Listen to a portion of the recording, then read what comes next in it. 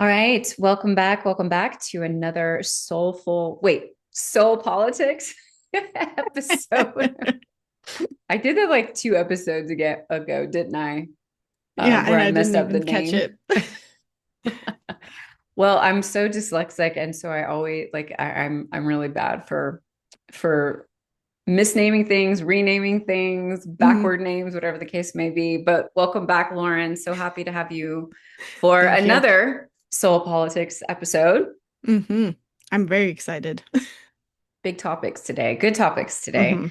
hmm So, if you're just joining us for the very first time, a couple of things on the front end. In this series, both Lauren and I explore the spiritual architecture behind the world's biggest headlines, utilizing Akashic Records, psychic mediumship, astrology, and more to help you understand the deeper spiritual purpose behind these challenging times. This isn't your typical like political commentary. It's a higher perspective on the collective awakening happening across America and, quite frankly, the world. If you'd like to really get a good handle on what our values are, our beliefs, you can check out our introductory episode where we introduce ourselves fully, episode 286. Also, check out episode 293, where we dove into the relationship between the United States and Russia, ICE, and Epstein, the Epstein files. Really interesting because that episode was actually recorded at the beginning of December. And we've seen so many of those things come into fruition. Yeah. And it's just been kind of wild. And then episode 297, we dove into the role that Minnesota has been playing for the United States, TikTok and censorship. And then did a deep dive on Trump's death, uh, potential death, health Yeah, issues, future. and what may be coming into place when he does pass. Because of course that was such a huge topic during that time. hmm Today we're going to be diving into the game of distraction, the relationship between Israel and the United States, and women's oppression. So, just a short disclaimer, caveat on the front end. Take what resonates, leave the rest. We're not here to like change your mind or tell you how to think. In fact, it's very much the opposite. We want to encourage you to really lean into your own discernment, grab what feels right for you, and kind of move off with that. We really are coming at this very much from a place of love and also wanting to assist you in seeing things from a different perspective through these times. So if there's a topic that you would like us to cover in the future, feel free to reach out to Lauren and I. Our links are in the show notes, and we'd love to hear from you. So, Miss Lauren, first of all, let's kick things off with the game of distraction. I would love to kind of hear your sort of perspective and some of the things that have been coming up for you regarding this topic. Yeah. And we kind of come up with ish topics before, we meet and sometimes we don't really even tell each other what we're going to talk about. And I mean at the very detailed level. So I'm really interested to see like what you have to say on this. But I think we kind of came up with this topic because we were like there's so many distractions happening right now, and it's kind of like I'm like, where do I start? I almost have like a list. And I think the higher perspective here is just to remember that there are a lot of distractions, a lot of pushing you to look at one thing while other things are happening behind the scenes. And yeah, and I think that's where my psychic abilities are just so tuned in and tapped in. It's those little headlines that I just like get hooked on, and then I'll do a deep dive. And it's kind of this combination of like I use pattern recognition, which I really think is a little bit more analytical than psychic. But then my psychic senses fill in the gaps even when I don't have any information to go off of. And then I'll do dream work around it, and I keep detailed notes of things with astrology. And I think these are things that a lot of people just don't have on their radar. And I would say to overall, I could dive into any of these, but like overall, I think majority of people, maybe if you're watching this, you're aware, but I do think that the majority of Americans are not aware of certain things that are happening behind the scenes. And the big ones that I'm kind of keeping an eye on right now are the fact that ICE is buying a bunch of warehouses. They're making a huge network of warehouses that's kind of hush hush. Voting oppression and all of the things that they're trying to do around that. There's a lot of stuff happening in Greenland and Mexico as well that I feel like I'm a little cautious of, and I'm interested, and I think that there's going to be more things that happen there, as well as the things happening with Jack Smith. There's also like a secret phone call that happened with Trump with a foreign intelligence person, and it's locked inside a safe because it's so detrimental to the safety of our government if we were to find out what's in it. And I feel like all of these things are connected, and all of these things are kind of like a flashpoint for where we're going to be in the next couple of years. And so I just I guess I'll see what you have to say, but I'll dive into any of those. But I think all of these things are just little things we need to be paying attention to because they're much bigger under the surface. Like, my guys just showed me like the iceberg under the water. We're just seeing the tip of it right now, but there's a lot more that I think will come from all of these things, that we're gonna soon have to deal with. Absolutely. Well, the next couple of years are going to just be a continual breakdown of all of the things that are in place and all the things that have been in place, right?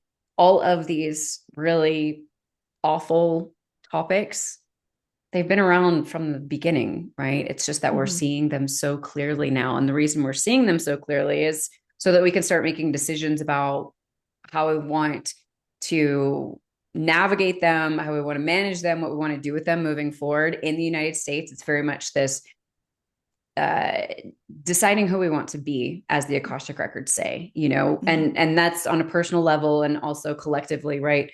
Who do we want to be in the United States? Do we want to allow these things? Do we want to persecute these things? Like, who do we want to be as a nation, right? And I think it's important. One of the big reasons that I really wanted to dive into this topic is I think even the most aware of us are so easily distracted right now. We've got, every day it's like this popping up in the news, that popping up in the news, and it's hard to know where to focus, what to look at, and also just to remember like this is all for distraction. Meanwhile, these other things are taking place.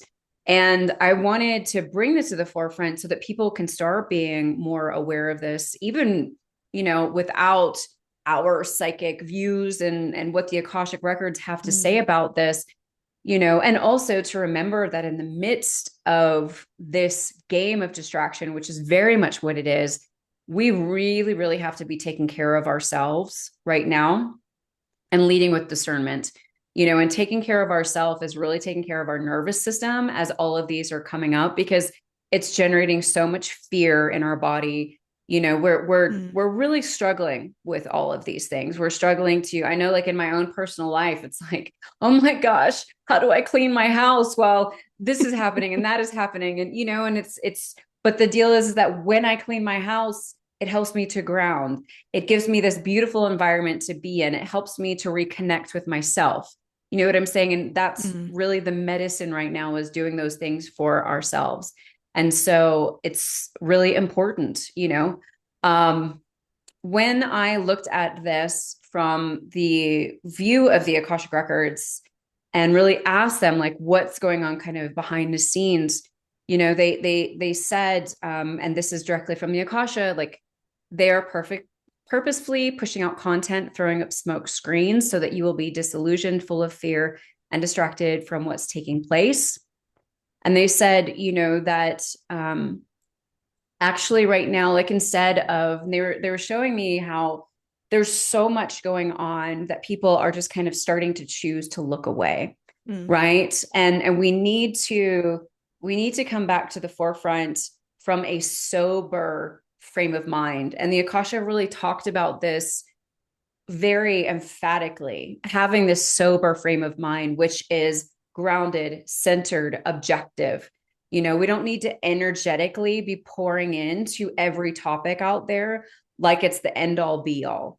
because, we need to kind of just accept within ourselves that like shit is falling apart and will be for some time.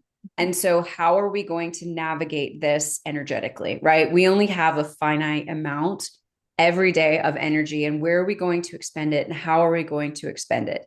And getting all caught up in every topic is not helping you show up for your family, not helping your friendships, your health journey, you know what I'm saying? It's just distracting us.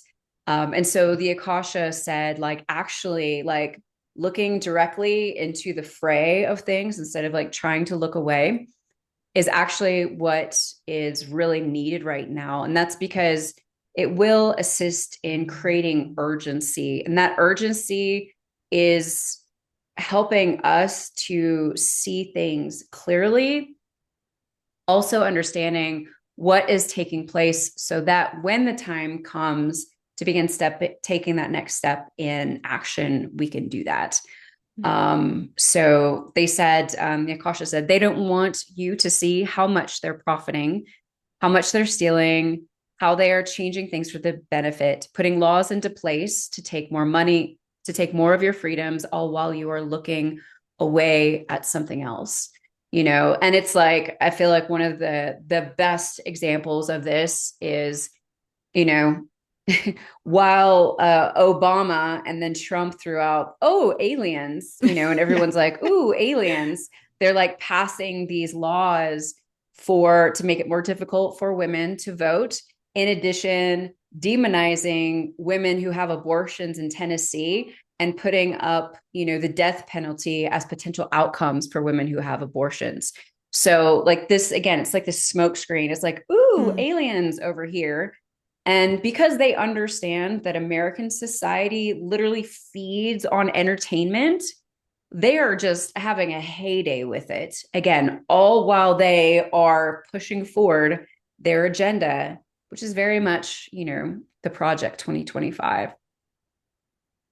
Absolutely. I think I saw a great little piece. I cannot remember the wrestler's name. I know it's a kind of weird, but he talked about how everyone is talking about how stupid Trump is or how he's not planning things. But I actually think that's part of the illusion. He actually does know what he's doing, or at least the people influencing him behind him know what they're doing. And it's kind of that like, oh haha, we're gonna play dumb and rage bait you and talk about UFOs over here because we know that's gonna get a lot of like, ah, but actually we're gonna be back here doing something sleazy. And I totally, excuse me, I totally agree with you because I pulled some cards on this beforehand, this morning, and I asked like, what is the goal of the distraction? And I got like literally the same thing. It's like to destroy our want to pay attention, destroy our passion, our fire to want to fight back,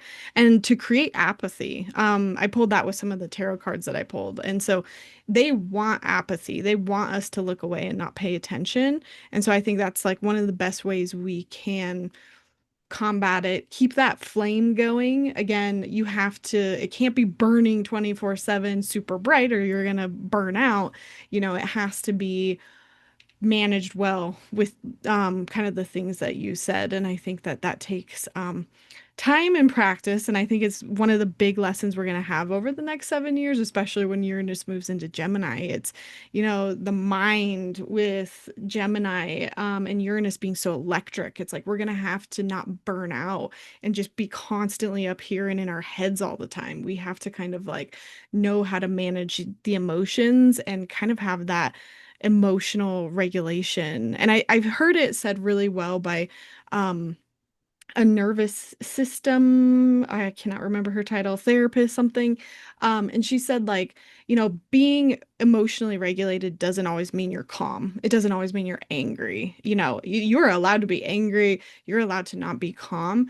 It's about can you get back into rest? Can you get out of fight or flight and back into rest and relaxation? And if you find that you're not able to do that, I think that's where we need to stop and kind of like take account, find some tools and techniques to like better manage your stress. But if you're able to, and I feel like I've finally gotten in a good groove of this, of like turn on the news, consume it, be angry, be productive, but then at the end of the day or a couple hours later, just be able to shut it off and enjoy my time with family. I think that that's going to be the real goal post for a lot of us over the next couple years. Absolutely. And the thing that's really like that was coming up for me while you were talking is, Mm, within my own life, because of just a number of different things, like getting sick towards the beginning of this year, just the way that this year has kind of started off for me. I have so many different things that I need to do in my personal life, with my business. And what happens when I get into those scenarios is I get so overwhelmed that I just shut down and I just want to like sit on the couch and watch something or scroll on my phone. All things which, are not helpful, right? It's like this level of procrastination and it's because I'm so overwhelmed. And so I'm not wanting to take action. I'm not wanting to show up. I'm feeling insecure. I'm feeling like I need to retreat. I'm feeling like I'm tired, right? And that is essentially what the government is doing to us right now. And mm, those really who are behind the government, they want to inundate us with so much we don't know what to do with all that is happening. And, some of these things, very much I saw within the Akasha, some of these things are things that we need to move through to see as a society so that we can get to a place where we do want to make different decisions and we want to go in a different direction. But then it's also being like, it's like all these like small things coming in, again, just inundate, inundate, inundate, so that it just really takes us off track.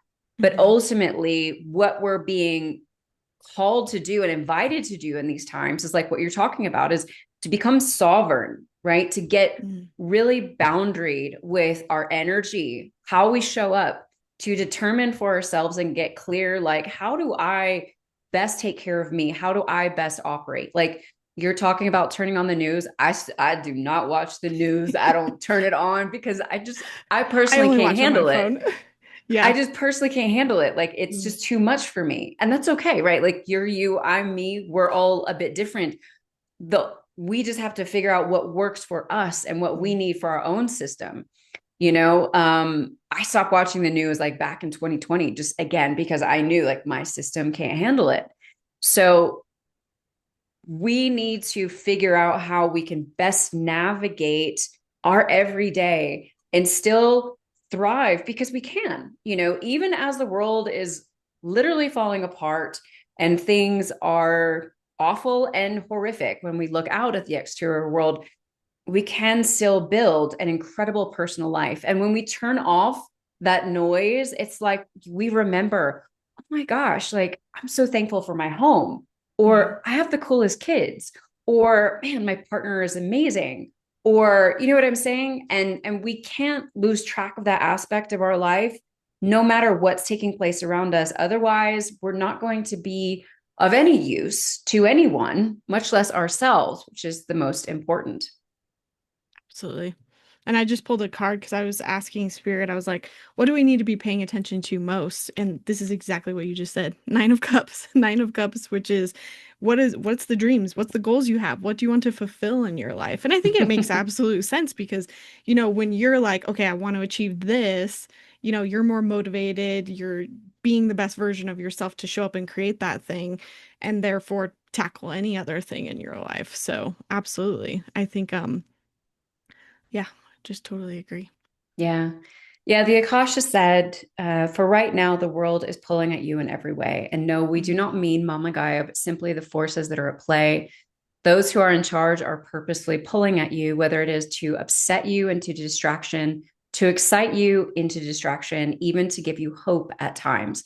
When you are not strong in yourself, you will not be able to discern the outside world, especially in these times. As the process of like all that's happening is in place and so many things are changing, it's going to be very difficult for you to navigate it without a grounding approach to what you're doing. So again, I mean, like, absolutely what you're talking about, Lauryn, we're both business owners, right? And I don't know about Yeah, you, yeah. but like when I'm really excited about something that I'm like building or creating, I'm so alive and vibrant. And I'm just, oh, like my best self. Yeah. And I think that that's the same for everybody, whether it's like, oh, I'm setting up a garden, or oh, I'm going to be cooking something new, or whatever the case it may be. Like, we need to remember that, like, it's still the small things that are going to carry us through these times, Mm, and to not get caught up in all of that, but to kind of come back within.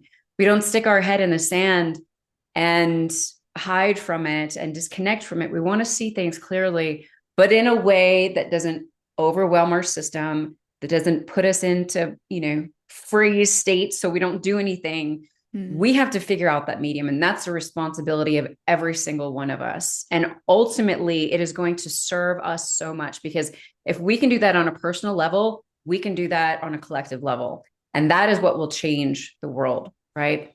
Absolutely. I think, and like I'm hearing them talk to me as you're talking, and it's like, think about there's going to be an end to this. Like I'm guessing like 7-ish years.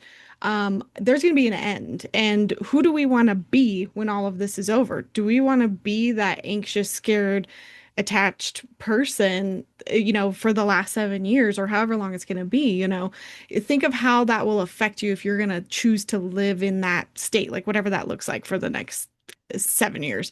And it's much better if we prepare ourselves for the world that we want on the other side of this. And that's what I've been seeing a lot through this eclipse season. Like we're recording on the 25th of February. I've been seeing so much hope and I'm getting so excited and I see an end to this.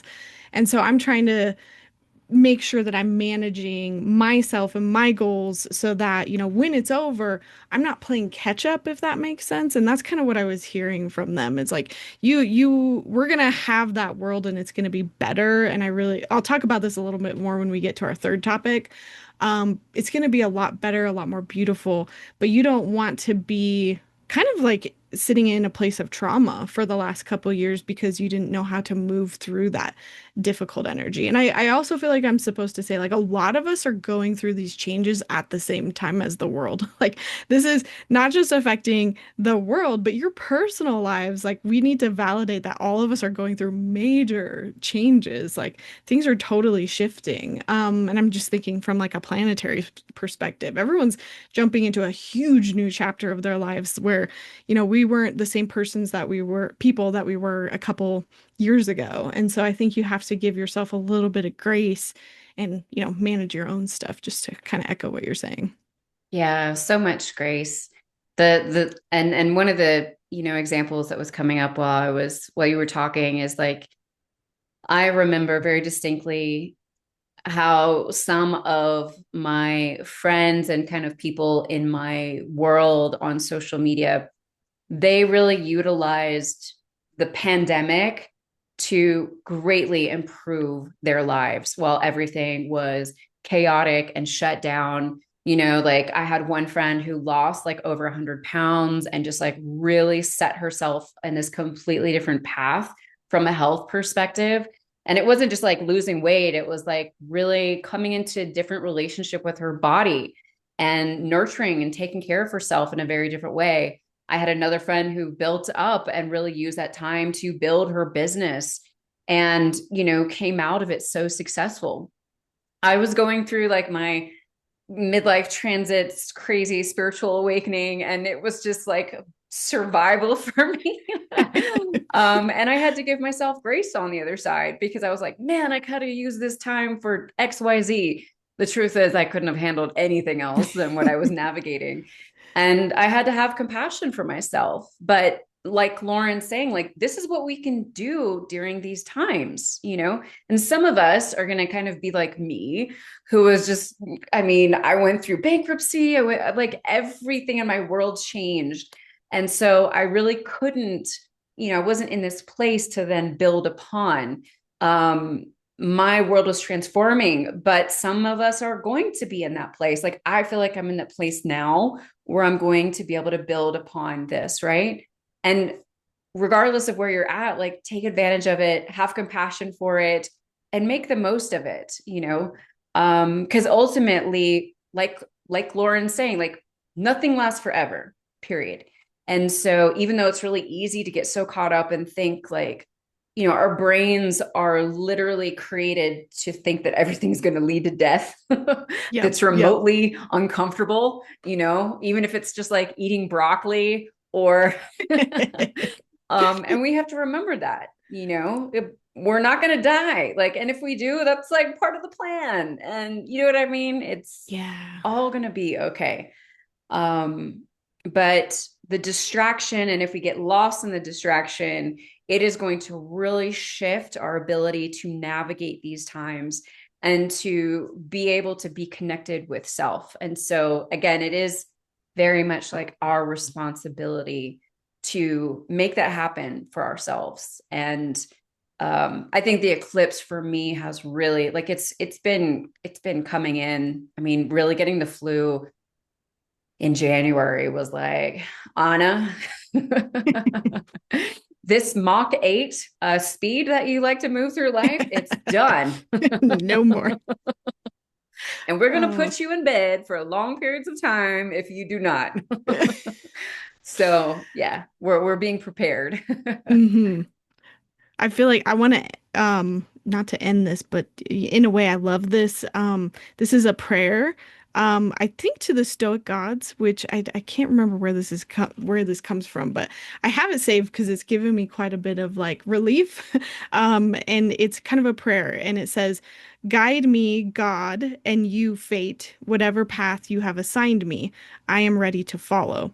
But if I refuse, having lost my courage, I am still bound to follow." And it kind of is what you're saying there of like whatever you have to do, whatever choices you make, that's part of the plan. And I think the worst thing you can do is kind of beat yourself up for it and just know that everyone's going through different journeys and that's totally okay. Yeah. Mhm. Yeah. I love that. It's nice and simple and yet powerful. Mhm. All right. Beautiful. Do you have anything else that you kind of want to cover regarding the Not distraction? really. I mean, I could go into all of the things I think are distractions, but I think that's a waste of time. It's all good. I think the last thing that I just really want to remind, our beautiful listeners is like energy. Your energy is currency. Your attention is the most valuable thing that you have right now. And I just encourage you to get so crazy picky about where you put it, how you spend it, what you do with it, what you allow in.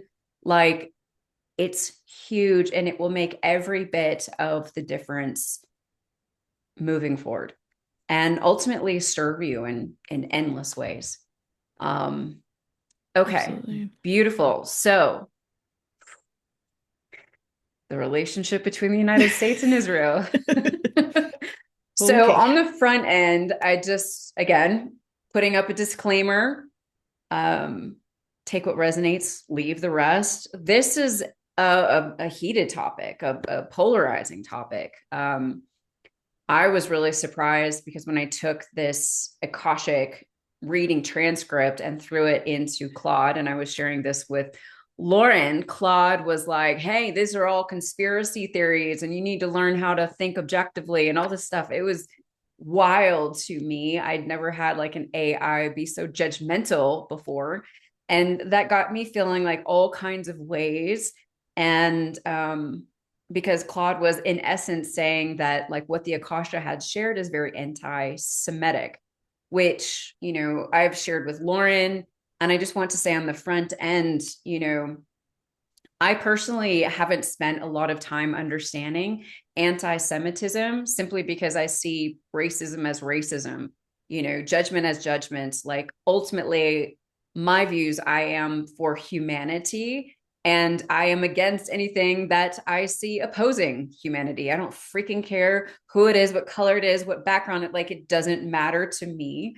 And I'm also a Sagittarius stellium. And so I love culture and I love diversity and I freaking, like, I love it all. Like, I don't have any kind of beef with anyone. And when I decided to really focus on this topic and brought it up to Lauryn, it was because I was really curious about it. I've honestly never spent any time learning anything about the relationship between Israel and the US. So when I sat down with the Akasha, it was completely from a very clear point of view no real, judgments in place other than the fact that, freaking Israel is definitely committing genocide right now against, the Palestinians. But that doesn't mean to me necessarily that Jews are bad, Israelites are bad. Like, I don't Mhm. see things that way. And I just want to put that out there on the front end, because this is a sensitive topic. And certainly what the Akashic Records brought through was pretty huge for me. Mhm. Um, Before we kind of dive into it, I'm just kind of curious, Lauryn, how about you? Like, did anything kind of come up for you, or was there any sort of, I know you weren't being yelled at by an AI, but It's yeah, like, yeah, we talked about this. It's yelled at me before for other stuff, and I think that that's a whole nother topic we could get into. But um, yeah, I mean, I'll just acknowledge that I have a little bit more of a bias here because I'm personally against a little bit more of what Netanyahu is doing, and I'm aware of that. I know, again, like kind of mirroring what you said with the genocide. And I know about APAC, and I think everyone should probably look into APAC if they haven't. Um, but when I sat down, I haven't done many readings on Israel itself, so but when I pulled a bunch of cards, I kind of wasn't surprised. And I always start from a place of like, what are their intentions? What are their goals? And the two cards that I pulled the Devil and the Five of Rings in this, which is the Five of Pentacles. This is my Lord of the Rings deck. And I felt like really like their intention with the US. This is like how their relationship with the US. It's like they want to scare the US. And again, I don't this is not I'm already like trying to censor myself. This is not like everybody in Israel. I think when I'm speaking, I'm really speaking about Netanyahu. Um and, he wants to scare, to use fear against us with money, with the lack of money, because I originally pulled this reverse. It's like to take away money. And so that kind of made me ask the question, it's like, okay, well, is that because of like bribery? Is that something that they're doing? And I heard yes. And I pulled some more cards, and essentially I got that like they are trying to just kind of add some chaos into the world right now. And I do feel like the US is trying to mitigate it as best as we can, but there's a lot of bribery, a lot of blackmail going on, and overall, I would say that's kind of like the general theme. And I asked some more questions that I can go into further. But yeah, what did you kind of feel about it? yeah, so yours sounds much nicer than mine. Not that it's nice, but Yeah, yeah. when I dove into it and I specifically asked the Akashic Records, what is the relationship between Israel and the US? And so when you ask a question like this of the Akashic Records, what they're going to do is they're going to kind of dive right down into the root of the relationship and kind of like build a story out from there. And because there are so many different elements to this, I mean, like the Akasha literally told me, like, look, we could keep diving into this from different aspects and share other things. I primarily wanted a general overview at this point in regards to that relationship, like kind of where it originated, what's it about energetically, how are they linked, these types of things. And so it's really fascinating. A couple of years back in my Akashic journey with the body course, the Akasha had channeled through that like the United States is the solar plexus of the planet. And Israel is actually very connected to that. And so I'm just going to read you a little bit of what the Akasha shared here. They said the vibration that resonates between both is much of the same. Both want to rule, be in charge in a very domineering way. Religion is of utmost importance to both countries. They manage their people in similar fashions, even though Israel is much smaller and has been more mindful about caring for its people, unlike the United States, where things have gotten out of control. And they were really showing me in the midst of this that, the difference between a smaller country and like a huge nation keeping things under control, it's obviously very different, right? Mm. It's like managing one kid versus like a classroom of 10. Yeah, yeah. You've got all kinds of opportunities for things to go wrong. But ultimately, like the United States did want to have a lot of the things that Israel has. And actually, Israel kind of took a lot of their policies and the things that they put into place, like free healthcare, free education, and they actually took action on those things. The United States never made it into that place. Um, and so like when we look at the energy of the US and the energy of Israel, it's very similar, which is what the Akasha was showing me, right? But they were not like, there were so many things that came up in this part of the reading, which I'll kind of, we'll go back and forth on this, but they said very directly, and I was even in the midst of like, I had really asked for like full neutrality as before I even dove into these topics. Interesting. Um, and as they were kind of channeling this, I was just like, no. But they said, understand that yes, indeed, Israel owns the US, certainly when it comes to power, prestige, and finances. Israel has undertaken this huge process of attaining the United States government, meaning that it has infiltrated every level. So too has it done this in other industries. And it was fascinating because it kind of showed me that basically after World War II and everything that happened, with Nazi Germany and the Jews, Israel kind of decided like, we're never going to be ruled again. And so there was this allegiance that came together. They were like, we're going to like buddy up with the biggest, and the best nation, hand quotations, right, on the planet, and make sure that our interests are always protected. And so they literally like, the areas that the Akasha really showed that they became deeply embedded is politics, banking, Hollywood, construction, and law. Those are like the big ones. So that they could really kind of be just, running the show in a way, like having this access to the United States. And of course, they completely like the Akasha said very directly, um, this connection is very deep and would require an overturn of the government to begin disconnecting itself from Israel and the ways in which it controls the United States. So literally I saw that like basically everybody is owned in the like in the government is owned by Israel. And on both sides, all fronts, this is not like one party type thing. This is like literally their control mechanisms from the back end. Yeah. And I'll pause there because I'm curious to hear what you have to And say. and that was like you not knowing anything about it. That's Nothing. crazy. Okay. I want to applaud and say that your method with the Akashic Records must really work because just that matches a lot of what I know logically. Mm, With APAC, APAC is like an Israel funded group that basically funnels money into the US and they lobby for certain people to get elected and they pay all these people on both sides of the aisle. That's why so many people like hate Hakeem Jeffries, even though he's a Democrat. And, so yeah, just like confirming that logically, even that matches up. And so that makes me feel good that, we're kind of on about some of this, a lot of it, I should say.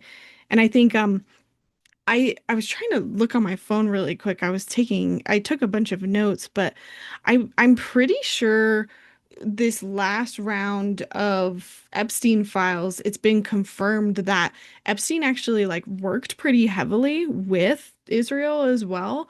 And so I feel like these two things are tied. And as we get more from the Epstein files, we're gonna find out his relationship with Israel and therefore Israel's relationship with the US. And I think that's part of the reason why they're trying so hard to not let these files come out is because it's going to show more of those ties that you're talking about.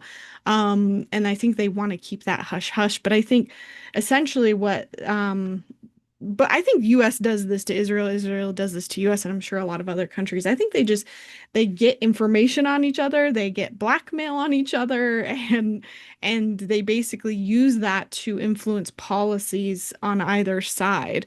Um, and I know that something's going to happen in the next couple days, probably between Israel and the US, just because of the eclipse cycles. And I essentially kind of asked, like, what does Israel like want? Like, what is their end goal? Because I was curious about that. And I pulled some cards, and they actually want, at least from my perspective, it was kind of like they want things to stop. They want to kill things in the sense of like they want to stagnate things. It's almost like they know they don't have further options to move forward because they're such a small country, and they kind of need things to stall, to stagnate. And so they're trying to kind of like I pulled the death card in reverse, and usually that's about like not wanting to let things birth into something new and better. They want to stall that and hold it back. Um, and do that, with the whole world. But I don't like I kind of got this sense like it's not going to be successful because you can't hold everyone else back while the world moves forward in a more positive direction. And I feel like, there's some hope and positivity there of like if that's the one of their only options, it's just like not gonna last. Let's see, is there anything else I wanted to say? Um, yeah, well, I'll come back. I'll see what you have to say. Yeah, so a couple of things. I think that like the Akasha definitely showed me Jared Kushner was playing a huge role and his Mm, father in this. Like the connections, and Jared Kushner doesn't get a lot of airtime yeah. at this point in time. Yet the goal very much is for him to come to the forefront more because he is such a puppet for Israel. And it was really interesting because something came out recently, something I saw, and I don't even remember where it was, about how him marrying Ivanka was like this connection between Trump and Israel. Um, and it was fascinating because like the Akasha talked about how like Donald Trump is really inundated. Like he really is in debt. And I don't just mean finances, with Israel. And that's part of his big push to give Israel so much money. And this money, like they showed me very clear, this is not going towards Gaza. This is going to actually building up their own defenses, like really improving their AI, their own technology. Like this money is honest, like it's being used against us, to build up the systems and structures that are actually working uh, uh, to weaken the United States. It's pretty insane. And they even talked about how the United States and Israel have direct contact with aliens, interdimensional beings, of course. They're working with them in a variety of ways, and these are going to be coming to the forefront over the next couple of years. Um, Huh. it was really fascinating to see that. But one piece here, and I feel like this may be kind of providing some clarity around what you're talking about with the stagnation, is how Israel's agenda is really aligned with Russia, and that Mm, these two nations have like a strong connection. And what the Akasha said here, they said, because Israel has been pushing their agenda for many years. They have owned a lot of our past presidents. Of course, Obama was actually one of the first ones who pushed back and really wasn't, did not want to play the game, even though so many around him were kind of forcing that game. But excuse me, the Akasha said the cracks began to show in regards to us being able to see Israel a bit more clearly, during the pandemic when Russia invaded Ukraine. And of course, because I mean, I did an Akashic reading when Russia invaded Ukraine. And the Akasha very much called out like this is what's happening in Palestine right now, with Israel. It's just on a much lower level. And this is going to be the first step towards bringing this issue to the forefront, right? But the Akasha said, understand there's also ties between Israel and Russia, ties that are unknown to most, but they're working together when it comes to strategies that they're incorporating against the United States. These two are working in tandem on a number of different things. Um, and it was fascinating because it's like basically like where Israel is weaker, that's where Russia is kind of stepping in and Huh. kind of equal, like bringing up the rear, if you will, in those areas. But they are very much connected with each other. And again, this is something that's going to kind of like come to the forefront for us to learn more about in the years to come, because both Israel and Russia would like to see the United States fall very Hmm. much. And so those two have been working together.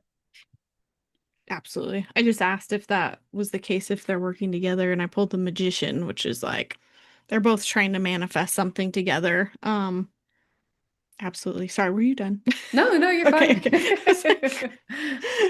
I was too excited. Um, yeah, I think, and to just kind of mirror some of the things you've said, like I think that absolutely Israel has, they're trying to kind of influence us as well. As a people because like they're part of the whole TikTok thing. They also use Palantir's technology as well. Yeah. And so there's a lot of just like obvious ties as well that you could like look into if you're curious and you're interested or if you haven't heard about it. And I kind of asked, oh, and the other thing is that just days ago, like a week ago, the Board of Peace was they had their first meeting, and that's something I'm going to keep an eye on, because the Board of Peace was originally set up to kind of be like, hey, we're going to solve the UN was like, Trump, you solve the problem, you make things good with Gaza and all of this that's happening over there, and you're going to like make deals and negotiations. And that was originally what it was supposed to be set up for. And now it's kind of turned into Trump being like, no, I'm just gonna ensure peace everywhere. And it was kind of like, well, Create my that's own what the, army, yeah. build my It's own like, bank account, like yeah, charge people 1 billion to be in this said board of peace. I told my husband, I was like, I think it's like the board of evil guys, actually. I 100. don't Well, think. yeah. Because the Middle East is really like, even from a biblical perspective, like they want to see Israel like take Yeah. over Gaza. Hmm. Um, sorry, I didn't No, interrupt no, you. you're good. No, you're good. I think that just that board of peace I'm keeping my eye on because it came on this Leo eclipse, or sorry, the Aquarius eclipse. So we're gonna see there's more that's playing out there. And I think that's, even though I looked and I was like, is Israel, it's like, is Netanyahu on the board?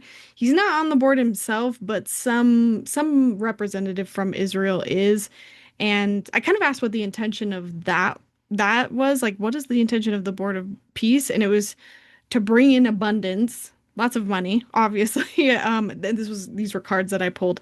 And then also I pulled the Seven of Swords, which, if you guys know the Seven of Swords, it's like traditionally like the stealth deception card, like stealing things, taking things away, hiding, trickery. So yeah, I don't Zero think, surprises. yeah, yeah, exactly. There's no peaceful thing about it, is all Donald I'm gonna Trump is say. like the ultimate con man, like He just is. literally the ultimate. I swear he you know, stays up at night thinking about like how can I like screw people out of money next. Yep.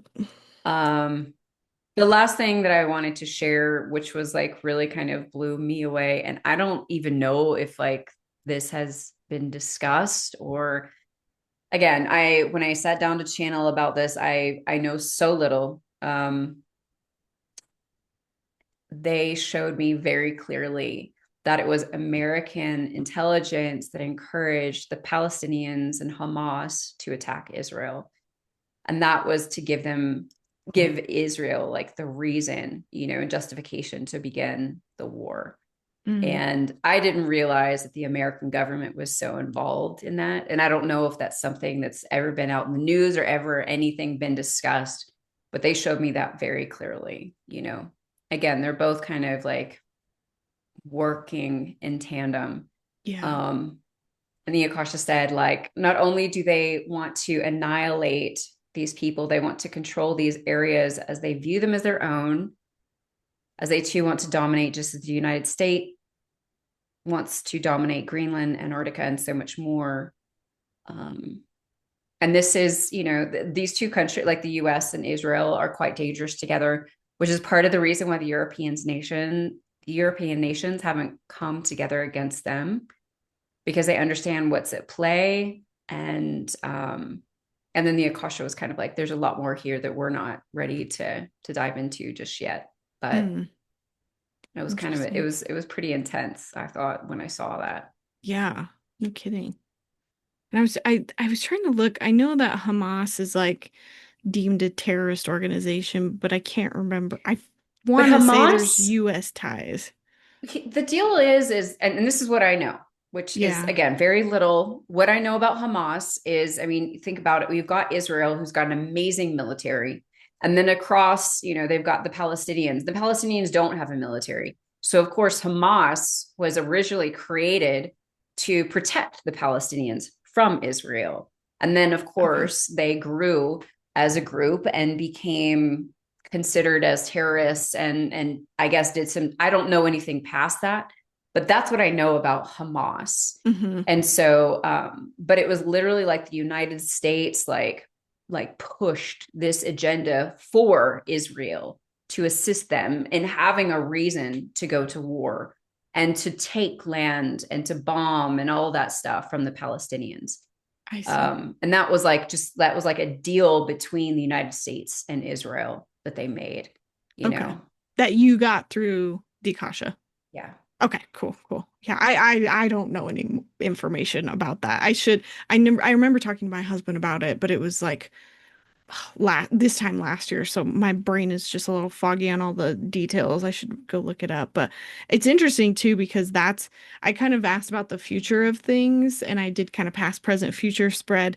And just to mirror what you're saying, I think that they give each other ideas. And I pulled that Israel was the Hierophant card, the teacher, the one who teaches. And it's more like they have the ideas sometimes and like and here, let me help you achieve your goal, maybe through blackmail, maybe because, oh, I get your intentions and your motivation, so I'll help you.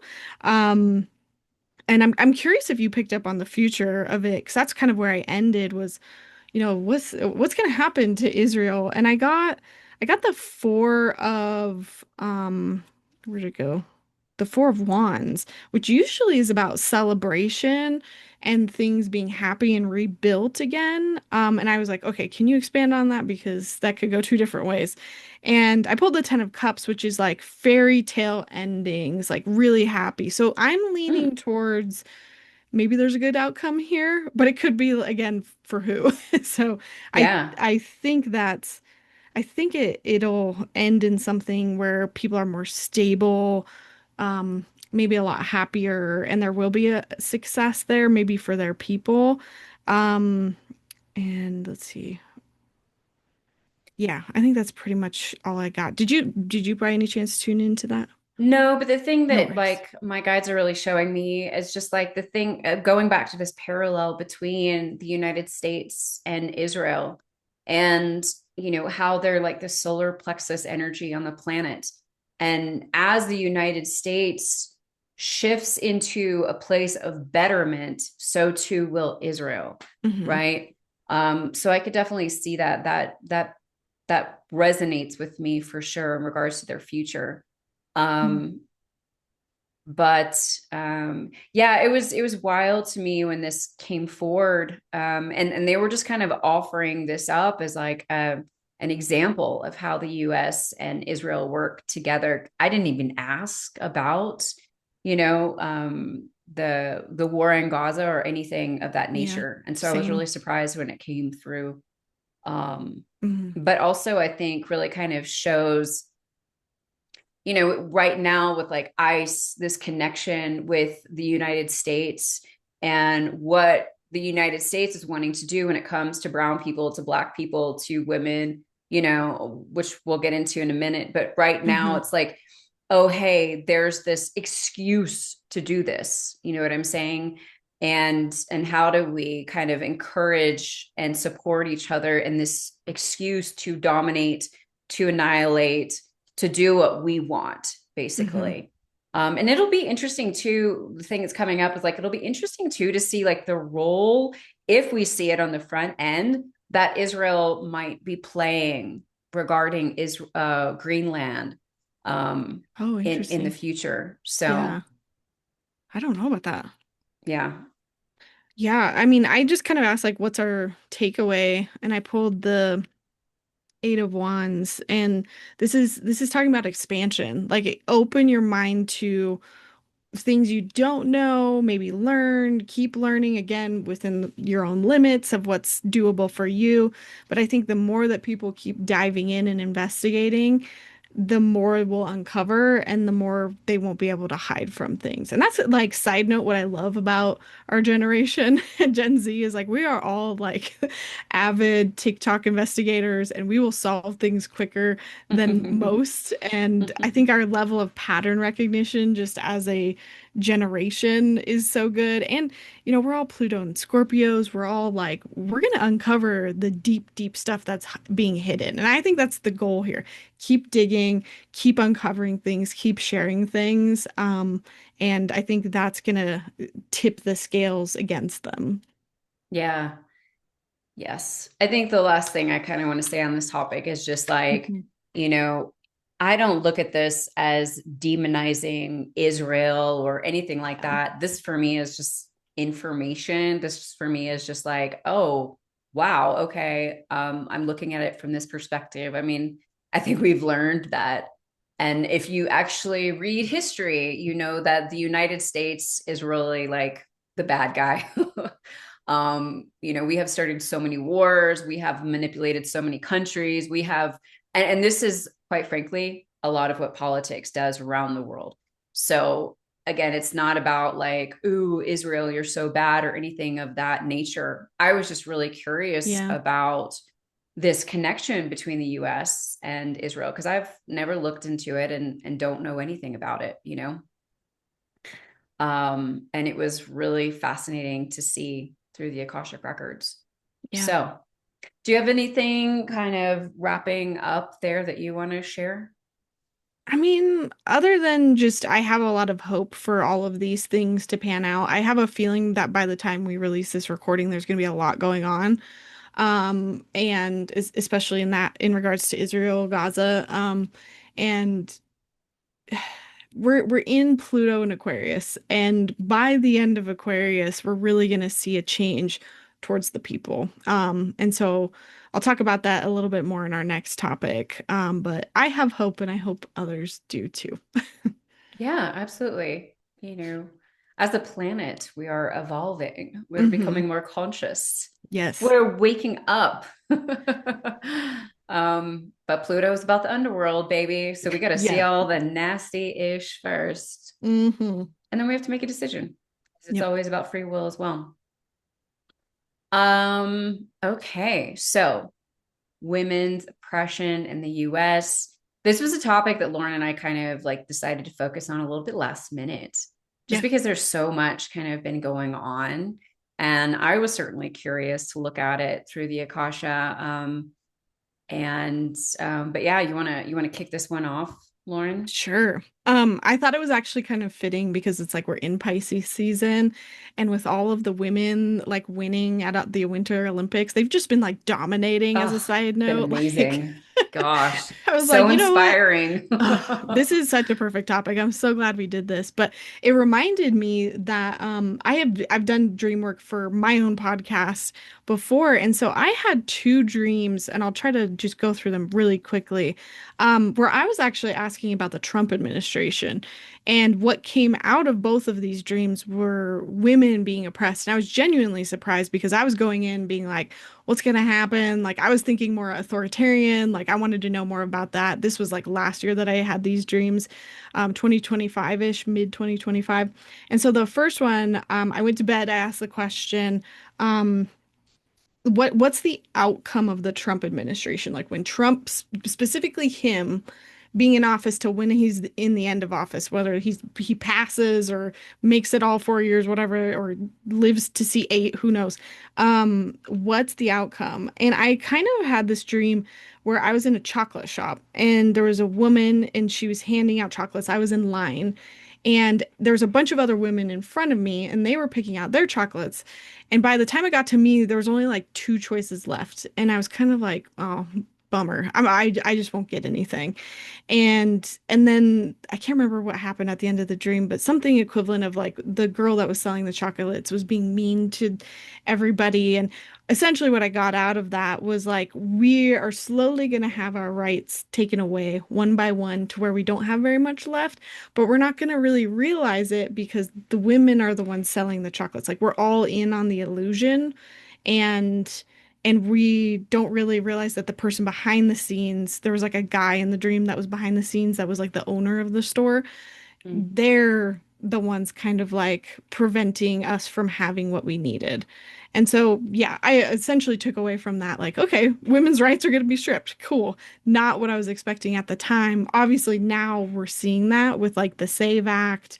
Um, and some of the things you mentioned before like with Tennessee, and so that came through. And the second one I had was I called it the Princess Convention because when you title your dreams it helps you to kind of like remember them and find the symbols in them. And it was that I was at a convention similar to like a Comic Con or something, and there were a bunch of Disney princesses there, and they were all wearing their Disney princess dresses. And so I walked up to one of the princesses, I think it was like Cinderella or something, and she was like sad and depressed, and she told me that she couldn't wear any new costumes. She was stuck with the one costume that was in the movie. And I was in the dream trying to tell her, like, no, there's other clothes here. Look at all the other women walking around. They've got clothes. You can wear other clothes. You don't have to do that. And at the end of the dream, she kind of like was like, oh yeah, I don't have to subscribe to this. And so she ended up realizing that because every other woman was sort of modeling this, she could step out of line too. And I forgot to mention that the question that I had for that dream was what comes after the Trump administration? So when he's gone, what comes after? So there's this very clear narrative here of like when Trump is gone, women are slowly going to have to wake up and realize that they lost some of their rights. But it's something that is as easy as a choice. Like, I don't have to keep doing this. And I kind of interpreted that as like maybe some of the MAGA women moving away from, and maybe it's not just MAGA, maybe it's just women and the patriarchy moving away from that and kind of saying no more to it and standing together. So those are the dreams I had last year. But I'll let you go next. Yeah, I think that it's so fascinating that you're talking about how like women not recognizing, not like our rights being taken away. But for me, so just last week I was actually I was down for a couple of days. I had this weird allergy sinus head thing and couldn't work. So I put on Basic Instinct. And I don't know if you've seen this movie. I've never watched it Mm-mm. before. You know, Sharon Stone, Michael Douglas. It was like a big famous movie back in like the 90s, I think, 80s, 90s. Anyway, there's this initial scene where he had gone to kind of see Sharon Stone. He thought she was really hot. She turned him on. She was also maybe a serial killer. And he's like obviously like all turned on, by meeting her and like and goes after he like runs into this woman that obviously they had like a hookup relationship prior to this and takes her home, and they walk in and he like slams her up against the door, starts taking off her clothes, throws her over the couch, and, starts having sex with her. And like from behind, and she's saying like, no, no, no. And he's just doing what he wants. And then when the scene is kind of over, and I'm like sitting there, I'm like, am I watching rape right now? Because I've never seen this movie before. And when like the next kind of scene that they're in, she's like, oh my God, she just kind of mad at him, like a little quiet about it. She's like, oh, like you've never been like that with me before. And it just like this whole sort of awareness opened up for me in regards to like, ooh, boys will be boys, right? Mm. And this role that like as women and the patriarchy and how deeply embedded in our society it is, right? And as women, we have just, oh, he's just in a bad mood. Oh, he's just doing this. Oh, this is, you know what I'm saying? Like, we don't realize the level that we are controlled even at this time. And our generation, the millennials, thankfully, the younger generation is kind of growing up at a different time and space with all of this. But again, I don't think that the realization of how little we have has really come forward for us yet, Mm. and how inundated it is in kind of every area. And like, I don't think it's just MAGA women, like I look at my own life, and I've been sexually assaulted 2 times in my life. And yet I don't see this when I look at men. There's also this aspect of like, oh, this is just what happened. Oh, this is, you know what I'm saying? I just think it's really an interesting part of this conversation, because I think that as we move forward with time and as our rights are like starting to be taken more and more, and we're seeing an obvious removal of our freedom, we're also going to be understanding the true implications of patriarchy and the ways in which it showed up for us, like all through our life. Like I don't really know any women who haven't experienced sexual assault on one level or another, Mm. and how has that framed our experience as we walk through life. So I kind of like a aside to all of this, but it just like what you were sharing like really brought all of this up. But I think that this is something Yeah. that's going to really be unfolding as we're moving forward right now for women. Like we're starting to see things, I think, from a different perspective. And there's some really obvious stuff here, like the SAVE Act, like, women potentially getting the death penalty. But then there's also all the underlining stuff. And again, I feel like Pluto is just kind of starting to shift into this direction. And I just think it's going to be really mind blowing for us as we kind of move forward on this path. Yeah. Do you want to say anything about that before I dive into what the Akasha? Why don't you dive in next? Because what I have next is more of like hope end. I don't want to get there preemptively. Yeah, yeah. No. So when I asked the Akashic Records about this women's oppression, how it's like creeping up in the United States, how to combat it, again, the Akasha kind of dives down to the root. And really, they told a story of the history of where all this came from and what's going Hmm. on. And they said from the get-go, like, look, even though this is like you see the Republicans doing this um more obviously, like more in your face, right? The Democrats are totally involved in this as well. They've just allowed the other side to do as they will. And it's very similar to like, it's not just men who are empowering this, it's also women who are empowering this, right? And we're seeing that a lot of women are in the Epstein files, right? A lot of women like played some really huge roles in all of that. Um, and just to say that like it's so important for us to really kind of step back in regards to like where we're placing blame. Whenever I Hmm. look at big situations, big issues within our society, I'm very psychological. I want to understand the why, because I believe that without the why we can't ever change anything. We can talk about what we'd like to do about it or how we want to handle it. But again, if we don't have a decent understanding of the why, then what is happening?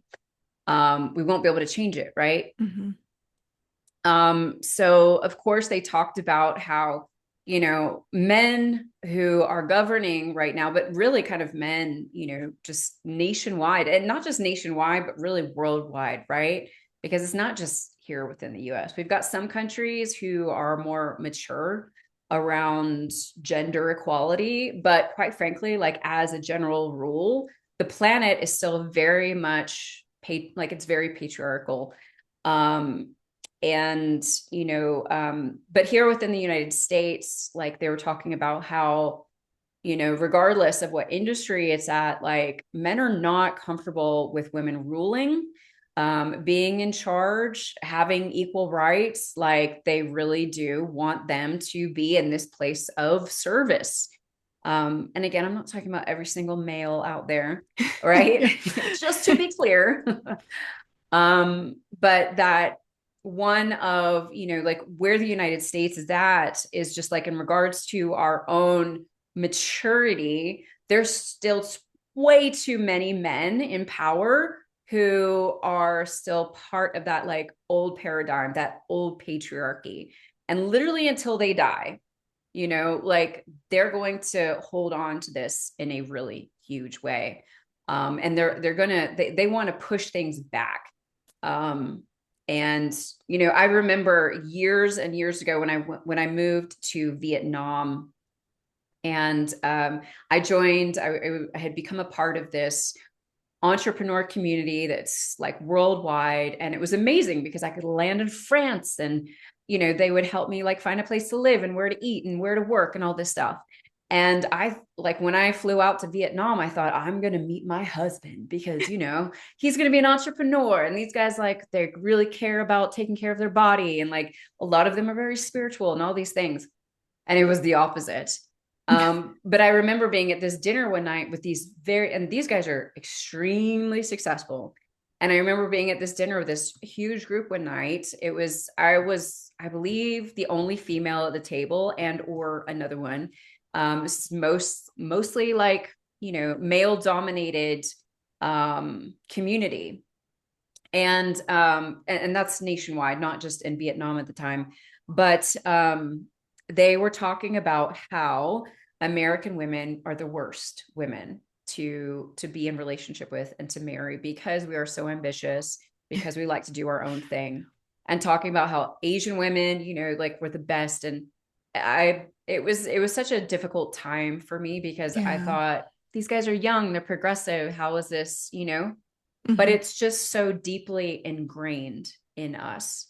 Um, and the Akasha, what they did was they really kind of dove into the why of this, which I really want to share. And I'm Yeah. just going to kind of read exactly what they channeled. Um, they said, however, understand there was a time on this planet when many of the nations were a matriarchy ruled by women. These women, too, used men for their abilities, but kept them in their place. Primarily, they were used for reproduction and hard work, not for companionship or anything that might utilize the gifts and talents of men. Of course, at some point, the pendulum swung back the other way. And because men have more violence in their hearts, they have ruled for much longer than women did on planet Earth. As there's also an aspect within women who have allowed this to be because they have felt the guilt of their ancestors, the decisions of women who came before them, and they have taken men under their wing, which is really fascinating to think about. Like our mothers, right? Like I don't know about your mom, but my mom like gave everything to the men in her Hmm. life, totally put herself last. um and so there was like this these feelings of guilt and shame about what women did, ancestral, like that's come down through the female lines, that have like why we've been more like nurturing outside of the fact that we're feminine, right? But it's really been like this shame and guilt. And they said what's so amazing is that the guilt and shame of women was so great that in essence, they chose to blind themselves to the reality that even though men were in positions of power, it's always been women who've been leading the planet, which I thought was great, right? We think about like, again, my mom, like my stepdad and his restaurant, they would have never been anywhere near as successful without my mom, right? Yeah, yeah, yeah. Um, but they shared it's important to note that as women step into more places of power, as the equilibrium begins to shift again, women will need to be mindful of where they can work together. Demonizing the opposite gender makes you no different than the other. In fact, it equalizes you with them and therefore serves no purpose.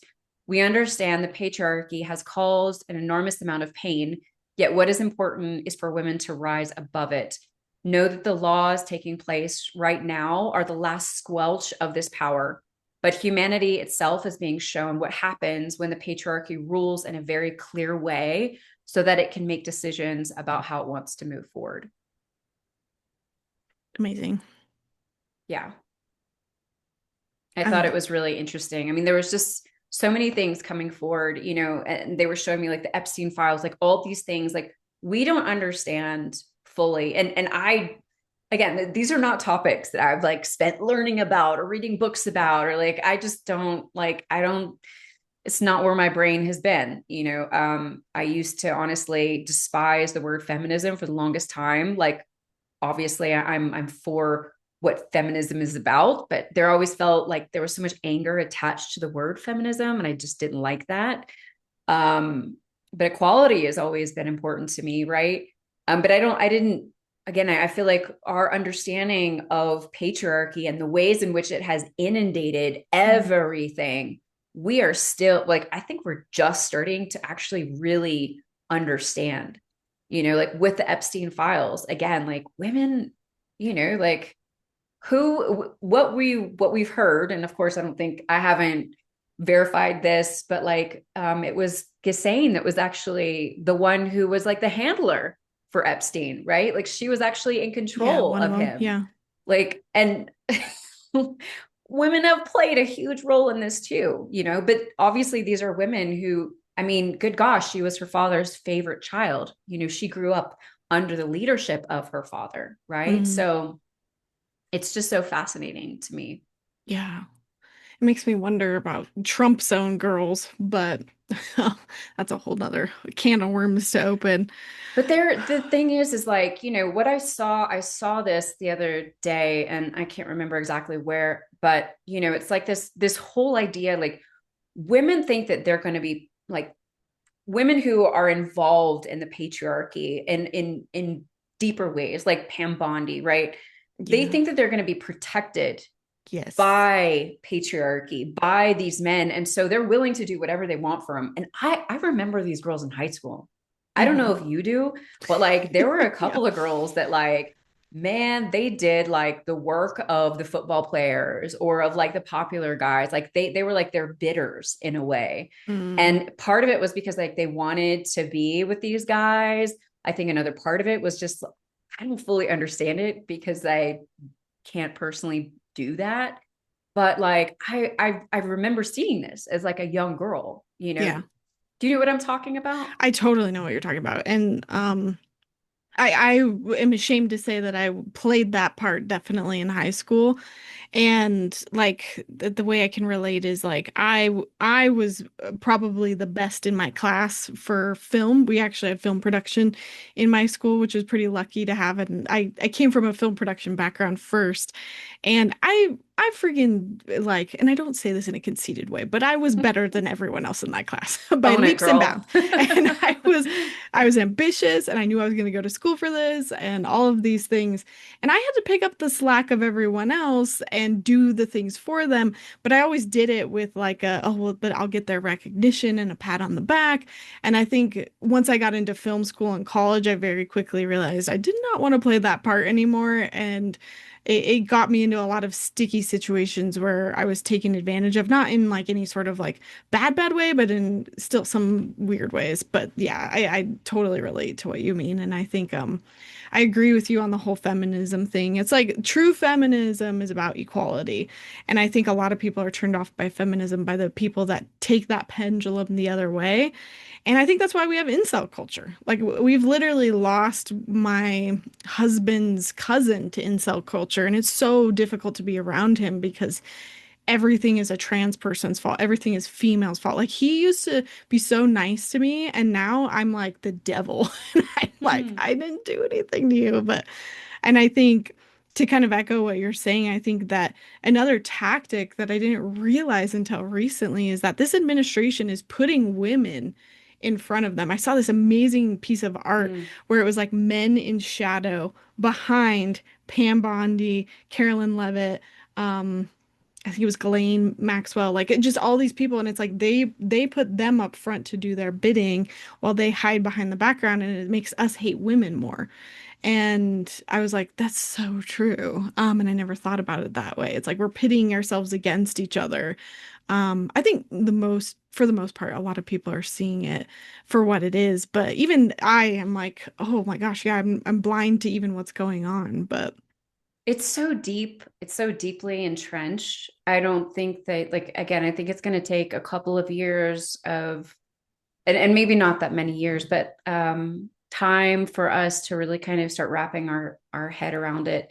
And the thing I saw really clearly, and this was outside of the Akashic Records, but my guides just kind of like popped in as I was like pondering all of this. It's like men are like kind of what I'm seeing overall, right? It's like women, we were ruling the planet and we were mistreating men, right? And then so of course the pendulum swam back and men then started ruling women, right? mhm, And right now this is a time where women are really meant to kind of step to the forefront to help men heal, to assist men in stepping up, because it's going to require men to save men. Women cannot save men, you know? mhm, And like, I don't see a female president for our next president. It will be a man, I believe. And I believe it will be a man who has emotional intelligence, who actually begins healing our nation in that way, because men follow men, right? And it's just going to take time for us as a society to get to a place where we're like, we really need women. A lot of us who are more awakened, we see that. But, you know, I was the CEO of a marketing agency and my entire team was men. And then when I had my retail business, my entire team was women. mhm, And even within my agency, and like the perfect team is the masculine and the feminine, like this is, regardless of what the gender is, right? We need, like, men have such incredible gifts for us. When I had all male, team, like I was missing like the details and the softness that a woman would bring, right? Some of the strategizing, some of the bigger picture. And when it was all women, it was like the action, and the like the confidence and the things, that like more men would mm, bring. yeah, Like we are better together. And unfortunately, right now, there's a big swing towards hating men, because of all that's coming to the forefront. And like, I get it. I get it. I've experienced it. But I also grew up with an amazing father and a good brother and good uncles and cousins. And I know good men. I love good men. I love men, mhm, and our demonization is not helpful at all, because men need women right now to be compassionate, to educate, to invite them into safe spaces, to understand that they haven't been given the tools that we have yeah, just naturally, and to, because when men start healing, then men start lifting up other men.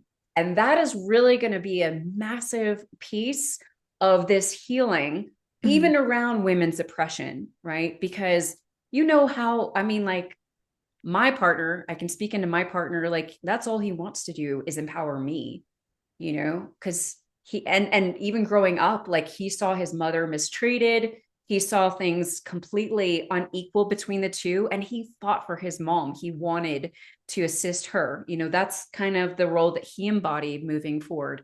Mhm. And so when men have the opportunity to heal and or to be in safe space, like then they want to champion women. Yeah, And we're going to need that. absolutely. And this is reminding me of a podcast that I totally forgot about. So if anyone's looking for resources to give your husband, to give your son, your dad, I think there's a podcast called the Man Enough podcast. And they Mm. talk about healthy things that men need to listen to and hear from other men that women just don't, we can't speak to at a certain level. And so I think that that podcast, they do some amazing things on that podcast. And I'm just now remembering that it exists. Um, and I thought when you first started talking about this and you started talking about the matriarchy, I smiled really big because that's the main thing that came through for me for this podcast that I've just been like mind blown the whole time. I don't really know much about matriarchy, and in the past and like what that looked like. I've heard that we've had a matriarchy and I'm almost like, what? What does that look like? I'm almost in disbelief. But I know that there's some cultures out there that still practice this or like, and when I say some, I mean like one or two, but and like there's some Asian country that is a complete matriarchy. I can't remember what it Do you know is, the but Egyptians, like the earlier generations of the Egyptian culture were were they me? matriarchal? I didn't know that. No. Women would literally like the fields would be planted and women would go out and be naked and like open their legs to the Hell fields yeah. to like fertilize them. That's awesome. Let's bring this back. No. Um, oh, I love that. I think, well, and basically, it was so funny because last night some new astrologer that I've never seen pops up in my feed, and I think, as much as I do believe our algorithms, I do think spirit can influence what we see sometimes because the timing 100%. of this. I found a new astrologer and she was talking about this and she was talking about like it was something in regards to like hope she sees about the future and she was listing out a bunch of astrological alignments. But one of them was about the matriarchy and she said, and so I'm just kind of giving some astrological evidence of this and some dates. She said that, Regulus has been in Leo for the last 2000 years. Leo very much the person in charge, kings, singular power, and Regulus being there the last 2000 years has coincided with the patriarchy. And I guess before that, it was in a whatever water sign comes before that, and Cancer. that sorry, say it again. Cancer. Cancer. Yeah, I don't have it memorized. I keep telling people somebody needs to make a song because I need to know the order so I can think of it quick. But that apparently coincides with the last time that we were in a matriarchy. Which would And totally make sense, of okay, course. Cancer yeah, is mama. yes. And so we're about to move into Virgo. Virgo is the healer. Regulus moving into Virgo is what's next. Virgo is actually the woman. It's the virgin. It's the nurse. They want to heal. They want to be of service. They want to fix things. And so she was kind of saying that this is evidence of that in 2011, Regulus moved into Virgo. And I was thinking about it and I was like, 2011 is when MAGA really started. And so I wonder if MAGA really had to get huge and push back Hmm. and really show all of this because that's where we're at now is MAGA is the personification of, and I should say MAGA meaning more Trump now, but that personification of like the masculine, the patriarchy. And I don't know how long it stays there, but I think it stays there for a while. And then the second point she made was that Pluto in Aquarius, apparently Pluto is out of bounds, which I don't know too much about, but this is kind of like something to do with the path that it moves. And it's out of bounds until 2035.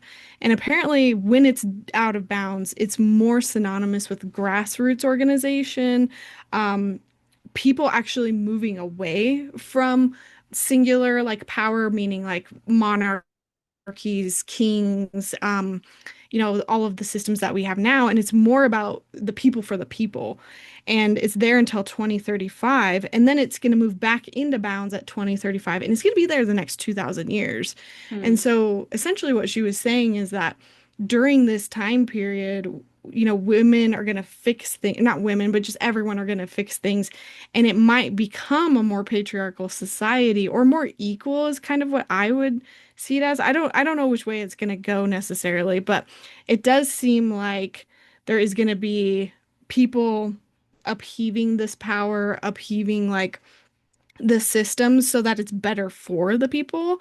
And then in 2035, it almost gets like more set in stone, Mm. whatever we end with. And that literally coincides with, Uranus moving into Taurus, which will be a lot more healing. It'll be a lot more of a cleanup of whatever we're about to go through with this, in my opinion, will be a civil war within the US.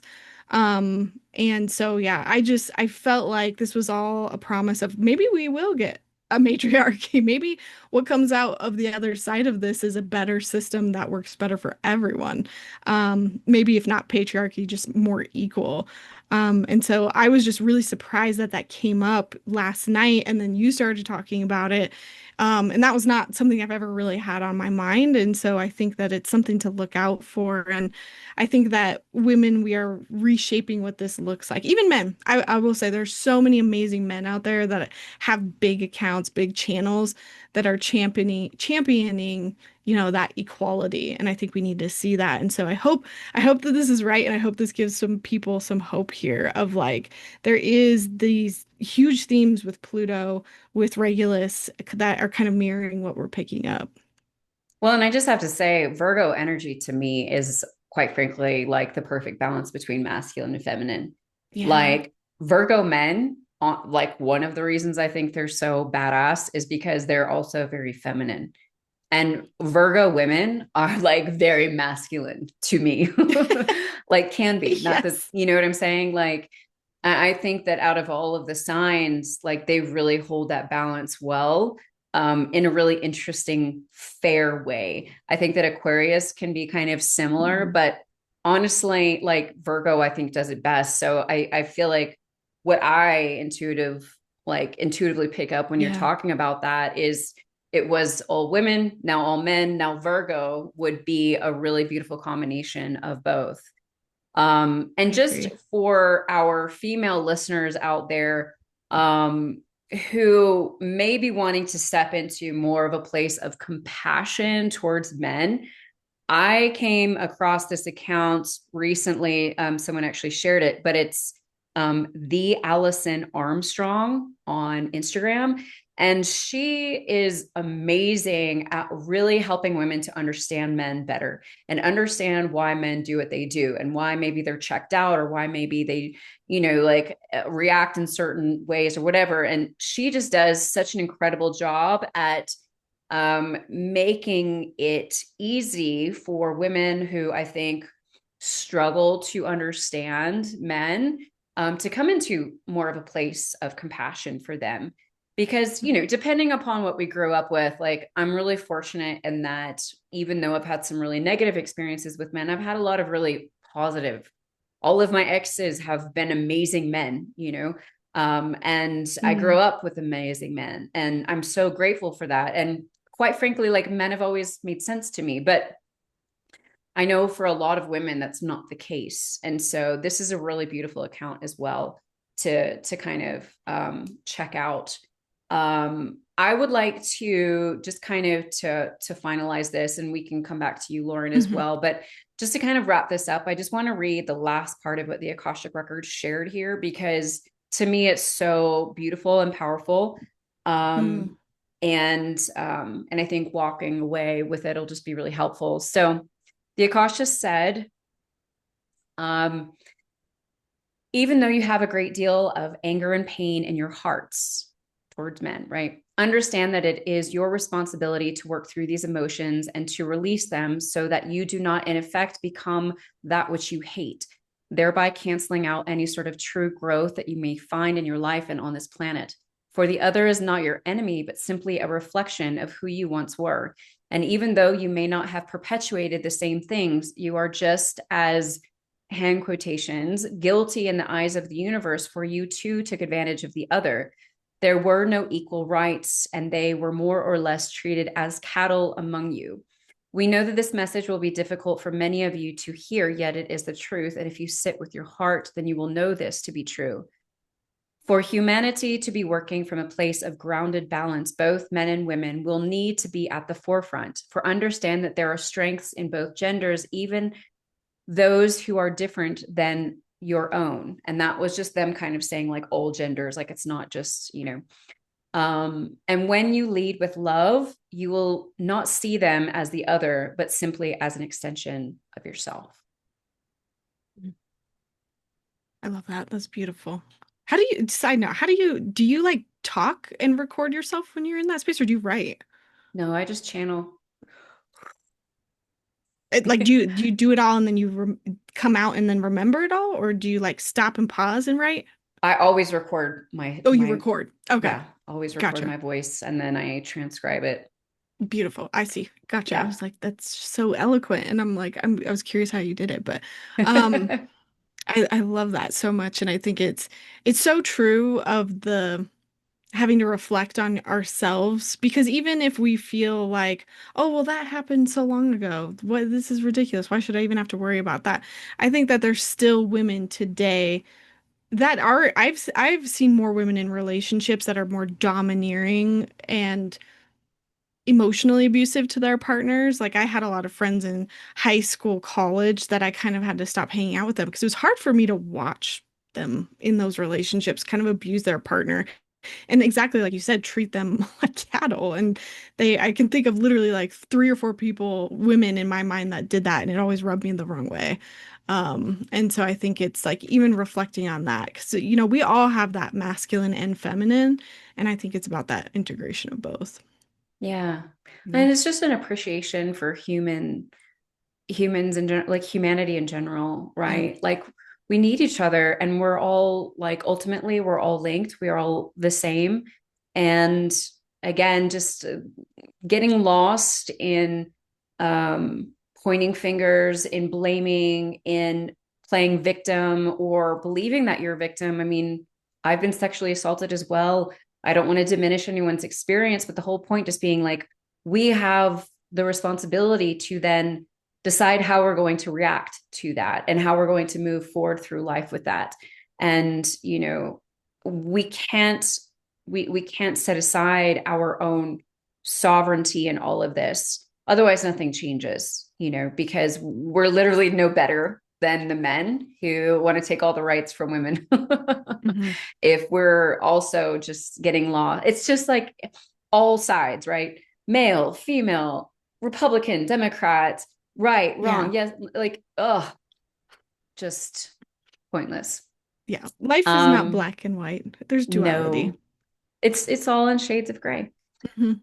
Okay, Miss Lauryn, is there anything else you want to say about that before we wrap up here? No, I wanted to end with that astrology. But that's kind of all I had. Cool, cool. So before we kind of wrap up, what do you have coming up in this next month for yourself Yeah. and your business? Yeah, I got some exciting things coming up. Obviously, still have tickets open for Ireland. So I've mentioned that in prior episodes. But I'm going to be teaching a live course on the clairs, the six clairs. So if you are interested in how to start understanding how you receive psychic information, I'm going to be running it live. It's only going to be done once and it'll be recorded and sold later. But if you want to join us live and get practice reading yourself and other people and figure out like what your strongest clair might be, I'm going to be doing that on March 16th. And then other than Nice. that, on the Psychic Development Society, which is a free community I run at the membership level, we're going to be doing in March just like psychic breakthrough month. It's just kind of like a virtual challenge where we want to really like unlock, crack you open and start to receive those psychic hits. So just a fun little challenge that we're doing over there on the membership. But yeah. Awesome. And I'm going to come teach in your membership Yes, you in are. April, right? Yes, April. I need to write this down. No. Yeah, so we'll have to make sure we talk about that a lot next month when we do our I'll next write myself a episode note. and push that out there for you. Yeah. Beautiful. So for me on my end, there's so much change that's happening on the back end of my business right now. I'm so excited. Things are getting really ready to shift in new directions. So you may have noticed like a new podcast graphic and some new colors and things popping up. This is kind of like midway towards where I'm really going. I'm just so happy to be moving forward. But the big thing right now is I'm opening up 2 different slots for my Akashic transformational mentorships this month. And this is hands down the most powerful work that I have done to date. These containers are a place for you to come, to open up, to be not only with your guides, your higher self, but also the Akashic Records. And the work that I do within these containers is very psychological. We dive into a lot of inner child work, a lot of family dynamics, major focus around like the first 7 years of your life, simply because a lot of like the current things that are going on all go back to that point in time. Subconscious reprogramming, just a number of things. And this is really for folks who are like wanting to completely transform their life. If you're going through, if you're at a crossroads and you're needing assistance, guidance, whatever the case may be, these containers are so powerful because my main emphasis is on teaching you how to fully empower yourself, how to step into your own wisdom. And there's so much beautiful, like divine guidance and assistance in that process. So if you are interested in that, the links will be in the show notes and you can apply for the mentorship. And yes, if it's a good fit, then we move forward into those containers. So that's really what I'm doing on my end. Amazing. Well, this has like been such an incredible conversation, Lauryn. Thank you again so much for being here. Of course. Thank you for having me. As always, I love talking about this. So much, so much, so much. All right, folks, thank you for being here with us, for sharing your time. Please make sure to share this with a friend, someone who can benefit from it. Please leave a rating or review on iTunes or Spotify. Help us get the word, or hello, YouTube. Spread the love for us. We are sending you so much love and appreciation. And don't forget, when you invest in yourself, the world benefits. Until next time.